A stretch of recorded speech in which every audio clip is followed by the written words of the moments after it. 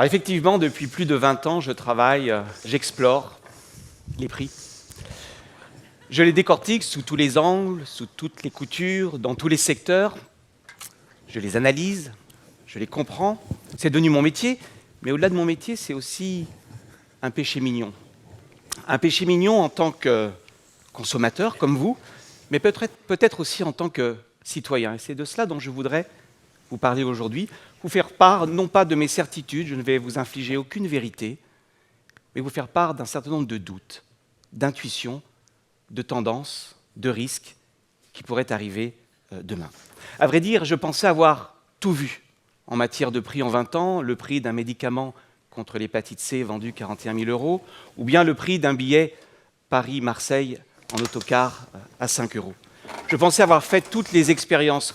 D'ailleurs, vous aussi, vous avez fait à votre manière, à notre manière, une expérience d'explorateur quand vous êtes sur votre ordinateur, vous commandez un billet sur Internet, un billet d'avion, et puis au moment de réserver, vous cliquez, boum, surprise, le prix a changé. Les frais de réservation ont subitement augmenté. Cela vous énerve, cela vous agace. Vous vous dites, mais pardonnez-moi l'expression, tout cela c'est du n'importe quoi, c'est de la loterie. Et encore, vous n'avez peut-être pas vécu toutes les expériences. Je vous suggère de faire, la prochaine fois que vous prenez l'avion, l'expérience suivante. Demandez à votre voisin assis juste à côté de vous combien il a payé le prix de son billet. Vous risquez d'avoir une surprise, bonne ou mauvaise. Regardez ce slide. Il s'agit d'une étude sur le prix des billets de Ryanair. Une étude scientifique, ça n'est pas une opinion, ce sont des milliers de vols de Ryanair qui ont été analysés. Et que voyez-vous sur ce graphe? Dans un même avion, le prix oscille entre 20 et 180 €. Donc peut-être que quelqu'un dans l'avion a payé 9 fois le prix du billet de son voisin. Autre exemple, vous sortez de votre bureau pour faire les courses et vous dites, tiens, cette fois-ci, je vais les faire juste à côté. Je ne vais pas les faire chez moi, mais dans la même enseigne. Et vous apercevez, arrivé à la caisse, que finalement, le prix n'est peut-être pas celui que vous payez dans le magasin de votre quartier. Le prix est 5%, 10% plus cher, cela vous étonne. Troisième exemple, vous avez peut-être des enfants, des étudiants,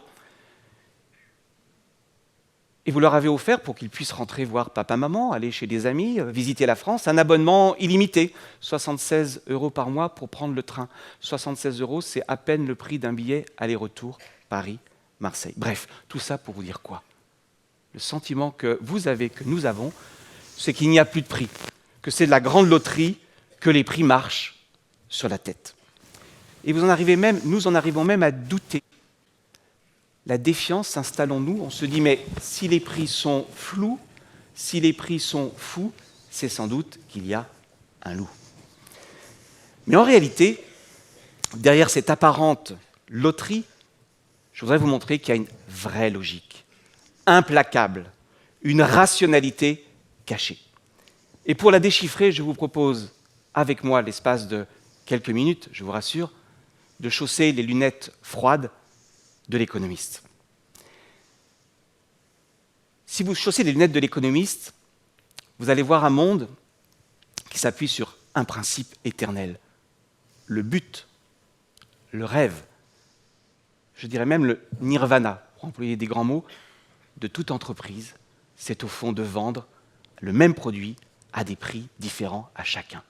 Le rêve ultime, pardonnez-moi l'expression, c'est le prix à la tête du client. Reprenons notre exemple de Ryanair. Les prix vous paraissent absurdes, ils ne sont pas absurdes, ils obéissent à une loi parfaitement claire. Plus vous réservez tard, plus vous paierez cher. Ce qui est normal, vous êtes captif. Pourquoi vous faire un cadeau alors que vous n'avez pas le choix, d'autre choix que de voyager? Vous êtes soit un homme d'affaires, soit vous voyagez par nécessité, puisque vous avez réservé au dernier moment, vous paierez donc le prix cher. La règle du jeu a au moins un mérite. Elle est claire, transparente. Plus tu réserves tard, plus tu payes. Elle est ouverte à tous. Second exemple, pourquoi avez-vous payé plus cher dans le magasin juste à côté de votre bureau, qui est pourtant le même que celui de votre domicile? Peut-être que votre bureau est dans un beau quartier, où les revenus sont en moyenne plus élevés. Aucune raison de pratiquer des prix uniques si les personnes qui habitent dans le quartier sont plus riches.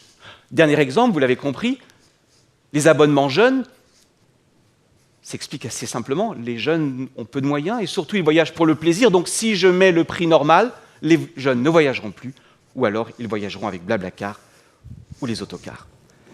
Bref, tout ça pour vous dire quoi? La discrimination, c'est vieux comme le monde. On n'a rien inventé.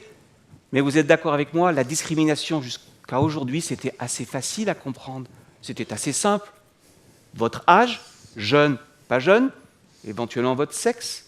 Rappelez-vous les boîtes de nuit, gratuit pour les filles, payant pour les garçons. La date de réservation, plus vous réservez tard, plus vous payez cher. Et puis votre lieu de résidence. Alors pourquoi c'est limité, la discrimination? Parce que discriminer, ça n'a pas de connotation morale. Hein. Discriminer, ça signifie en économie faire payer un prix différent pour un même produit. C'est très long, c'est très coûteux, c'est très compliqué pour un vendeur de savoir qui il a en face de lui. Ce n'est pas écrit sur votre visage que vous êtes milliardaire ou beaucoup moins riche qu'un milliardaire.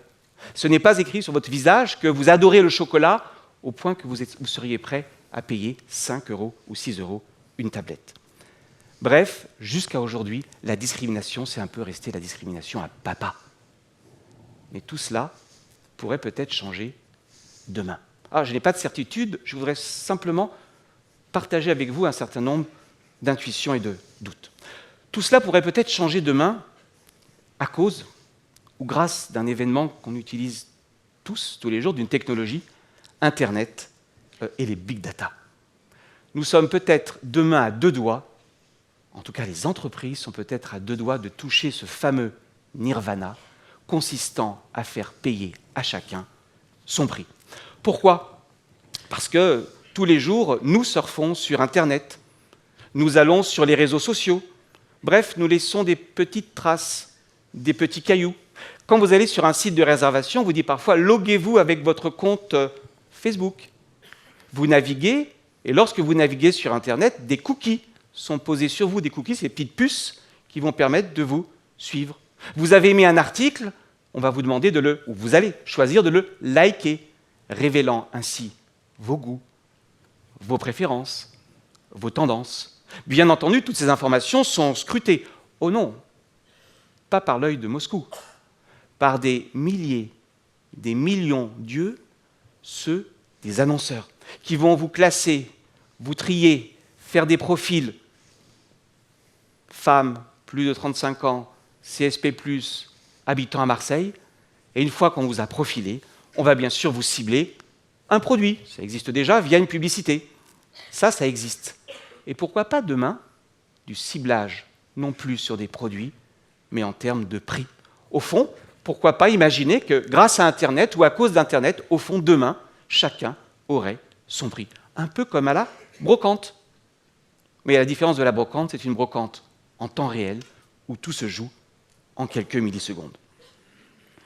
Alors vous me direz, c'est sympathique votre histoire, mais c'est de la science-fiction. C'est vrai. C'est vrai que pour l'instant, il n'y a pas de preuve empirique que les entreprises font des prix à la tête du client sur Internet. Vous avez une enquête très sérieuse de la CNIL et de la répression des fraudes qui vous dit, mais finalement, cette idée qu'on a tous, on a repéré mon adresse Internet, on va faire de l'IP tracking, et une fois qu'on a repéré mon adresse Internet, on peut savoir combien de temps je me suis connecté, combien de fois j'ai tapé Paris-Rome sur Internet, et ainsi en déduire des informations précieuses pour me faire un prix spécifique. Et bien que nous dit ce rapport, tout cela reste pour l'instant un fantasme.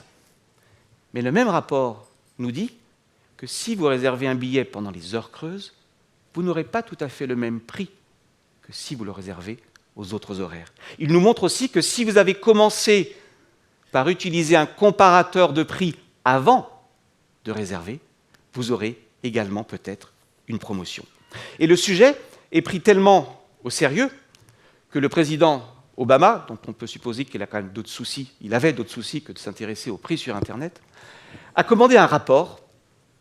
Vous voyez, ce rapport dont vous avez la couverture, Big Data and Differential Pricing. Et que montre ce rapport? Il vous dit, technologiquement, les prix personnalisés, c'est possible.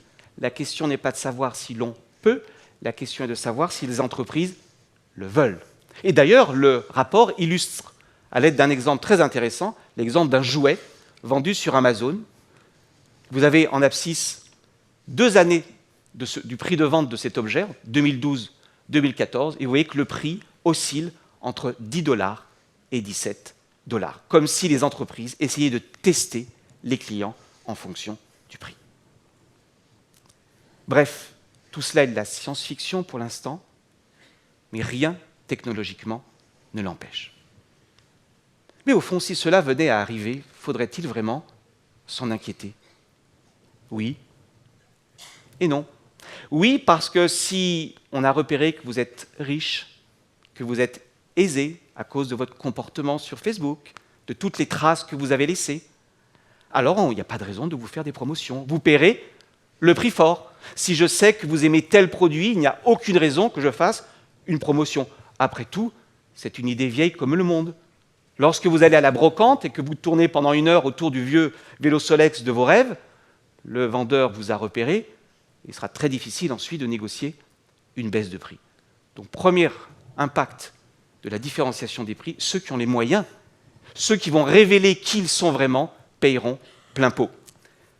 Plus inquiétant encore, quelles informations ont été utilisées pour me proposer non seulement un produit ciblé, mais un prix ciblé. Mon âge, j'ai l'habitude. Mon sexe, c'est déjà plus tendancieux, je n'y peux rien d'être un homme. Ma religion, mes préférences, ma sexualité, quelles informations ont été utilisées pour me proposer ce prix ciblé? Alors, rassurons-nous, il y a des garde-fous. D'abord, il y a les lois sur la protection des données personnelles. On ne fait pas tout et n'importe quoi avec nos données. Et il y a peut-être un second garde-fou, c'est la peur. Pas notre peur, la peur des entreprises. La peur des entreprises de trop jouer avec les prix, de telle sorte que les clients, à la fin, vont se dire « mais on nous a pris un petit peu pour des imbéciles ». Et la sanction, à l'heure des réseaux sociaux, peut aller très vite. C'est ce que l'on appelle la irréputation. Mais soyons optimistes. Voyons aussi le meilleur du big data et d'Internet. Premièrement, et oui, cela peut nous étonner, le gros avantage du big data, c'est que ça permet peut-être de faire payer plus cher à ceux qui ont les moyens, ça permet aussi de faire payer moins cher à ceux qui n'ont pas d'argent. Si vous êtes jeune, pauvre, et qu'Internet vous a repéré, vous aurez peut-être un prix plus accessible que les autres. Et le rapport d'Obama le souligne. Le rapport pour Obama insiste beaucoup sur ce point, en disant « attention, la discrimination, non pas au sens moral, au sens économique, ça a quand même une qualité. Cela permet, en ciblant les personnes à faible revenu, de leur donner accès au marché. » Et puis, il y a une seconde vertu, une seconde qualité du big data. C'est le ciblage des produits que nous connaissons déjà. Vous avez tous fait cette expérience. Vous lisez un article du Monde.fr, de Libération.fr, du Figaro.fr, peu importe l'éditeur. Et puis, pendant la lecture, vous recevez une publicité sur les trottinettes électriques. Tiens, c'est bizarre, il y a 2 jours, vous êtes allé sur un site vous renseigner sur les trottinettes électriques. C'est quand même pas mal. Vous avez reçu enfin une publicité ciblée par rapport à l'un de vos désirs. Bref, le big data, ça n'est ni bon ni mauvais. Cela apporte le meilleur, y compris parfois en termes de prix concernant l'accès des plus pauvres au marché, mais aussi peut-être parfois le pire. Il faut simplement en avoir conscience pour faire ses choix. Faire ses choix peut-être pour jouer avec la règle du jeu, pour jouer avec Internet. Vous savez, il y a des astuces, ou en tout cas certains pensent avoir trouvé des astuces pour déjouer les stratégies des entreprises. Vous avez 2 économistes très sérieux qui ont publié un papier dans The Economic Journal. Ils ont étudié des milliers de prix de billets d'avion et ils prétendent avoir trouvé la règle. Je vous la donne. Il faudrait réserver votre billet 8 semaines avant le décollage et surtout réserver votre billet la nuit. Pourquoi? Parce que la nuit, les secrétaires et les hommes d'affaires dorment. Mais prendre conscience, être vigilant sur les avantages et les inconvénients du big data, ça n'est pas tomber dans des solutions trop simples, trop simplistes, trop radicales. Et je voudrais terminer avec un événement d'actualité. Il y a une directive qui est en cours de discussion en Europe, qui interviendra peut-être en 2018, qui vous permettrait, si elle était adoptée, de bloquer tous les cookies sur votre ordinateur. En clair, quand vous vous connectez à Internet, vous pourriez choisir de ne jamais être suivi à la trace. On a envie d'applaudir dès demain. c'est génial, enfin tranquille, plus de publicité intempestive. Ça n'est pas si simple. Ça n'est pas si simple parce que aujourd'hui, vous passez plus de 4 heures par jour sur votre smartphone et sur votre tablette. Donc la publicité digitale, c'est devenu stratégique, pas seulement pour les éditeurs, pour les sites gratuits. Tiens, faisons un petit raisonnement. Si tout le monde bloque les cookies, il n'y a plus d'informations ciblées sur nous. S'il y a moins d'informations ciblées sur nous, il y a moins de publicité ciblée. Donc, la valeur de la publicité diminue et les sites gratuits ne peuvent plus se financer. Fini les recettes gratuites sur Marmiton, fini la lecture des articles gratuits sur lemonde.fr. On ira peut-être dans un monde du tout payant. Encore faut-il pouvoir payer. Vous voyez, je ne vais pas vous dire ce qu'il faut faire. Je souhaiterais simplement, pour terminer, vous dire la question qu'on s'est posée aujourd'hui, celle de savoir que faire si les prix personnalisés venaient à se développer sur Internet. Cette question-là, c'est une responsabilité collective, qui n'est pas une question à laquelle un expert peut répondre, parce que ça n'est pas une question d'économiste, ça n'est pas une question de consommateur, je crois que c'est une question de citoyen. Merci de votre attention.